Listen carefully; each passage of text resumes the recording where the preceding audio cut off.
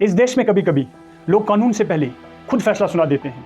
आज जो हम डिस्कस करने वाले हैं वो सिर्फ एक इंसिडेंट नहीं बल्कि एक पैटर्न का हिस्सा है। रामबन के रमसू इलाके से एक केस सामने आता है। एक 24 साल का जवान तनवीर अहमद पेशे से एक ड्राइवर था जो अपनी रोज़मर्रा की ज़िंदगी जी रहा था। जम्मू से अपने घर के लिए एक गाय और एक बछड़ा लेकर आ रहा था, लेकिन अनफॉर्चुनेटली वो घर नहीं पहुंचता है। रिपोर्ट्स के मुताबिक उसका पीछा किया जाता है, रोका जाता है, मारा जाता है और दोबारा चेज़ किया जाता है। सच क्या है वो इन्वेस्टिगेशन पर क्लियर कर दिया जाएगा, लेकिन एक चीज़ बिल्कुल क्लियर है, एक इंसान की जान गई है। सवाल ये नहीं है कि क्या हुआ, सवाल ये है कि क्यों हुआ। इस इंसिडेंट के आई विटनेसेस का कहना है कि तनवीर को काफ़ी दूर तक चेज़ किया गया। मतलब ये अचानक गुस्सा नहीं था बल्कि एक कंटिन्यूअस एग्रेशन था।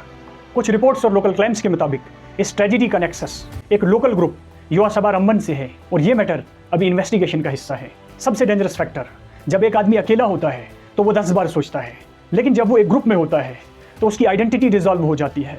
इसे साइकोलॉजी में डी इंडिविजुएशन कहते हैं। मतलब मैं नहीं, हम कर रहे हैं, और इसी पॉइंट पर रेस्पॉन्सिबिलिटी, अकाउंटेबिलिटी खत्म हो जाती है और क्राइम शुरू हो जाता है।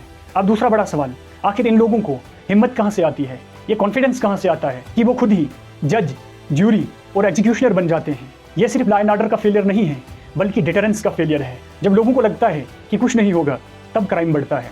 पैटर्न समझना बड़ा ज़रूरी है। जब बार बार ऐसे क्राइम होने लग जाते हैं फिर ये एक आइसोलेटेड केस नहीं रहता बल्कि ट्रेंड बन जाता है, और इस बीच सिस्टम और मैकेनिज्म कहीं ना कहीं फेल हो रहा है। इस केस में कुछ लोग अरेस्ट हो चुके हैं, इन्वेस्टिगेशन चल रही है, लेकिन बॉडी अभी मिसिंग है और सर्च ऑपरेशन अभी जारी है। अथॉरिटीज़ ने इंटरनेट रेस्ट्रिक्शंस लगाई, लॉ एंड ऑर्डर को मेंटेन करने की कोशिश की, लेकिन असली सवाल ये है, क्या अथॉरिटीज़ की जानिब से ये स्टेप प्रिवेंटिव है या रेस्पॉन्सिव? क्योंकि जब तक पनिशमेंट फास्ट और विजिबल नहीं होती तब तक डिटरेंस क्रिएट नहीं होता, और जब डिटरेंस नहीं होता तब ऐसे क्राइम्स गारंटेड हैं। मैं आपसे पूछता हूँ कि ऐसे क्राइम दोबारा ना हो, गवर्नमेंट को कौन से स्टेप उठाने चाहिए? कमेंट्स में अपनी राय दें।